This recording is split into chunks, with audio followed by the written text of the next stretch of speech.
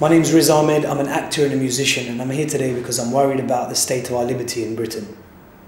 I'm worried about the way that the government has used the threat of terrorism to curtail our freedoms, particularly with things like control orders, detention without charge, where people are having their freedoms taken away from them without ever having committed any crimes. I think also people feel like this isn't an issue that relates to them, it's not a threat to them, it's not something they have to worry about, and I have to say I had the same opinion until it happened to me, and now I kind of really want to help spread the word that, you know, this is something that we should all worry about. I think we've seen that, you know, with people that are protesting against kind of the extension of Terminal 5, having anti-terror laws used against them. Once you start opening the floodgates and start sending the message that fundamental rights like habeas corpus, you know,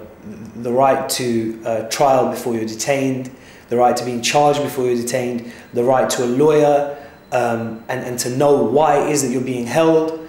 the right to kind of go about your daily life without being heavily surveyed, whether by CCTV or have your information captured, or having to kind of answer for yourself with an ID card when you haven't done anything wrong. Once you start sending that message that those fundamental rights to privacy and to freedom are throwaway and disposable, I think, yeah, it's only natural that people will take that one step further. If they introduce ID cards, if this slippery slope continues, I kind of feel like we'll be living in a police state. And I know that we kind of think of that phrase as being something that happens in different distant countries, and it's you know, it's something that's very intrusive and is rammed down your throat. But I think actually the structure of a police state can exist in a more subtle way, and I feel like we're heading that way.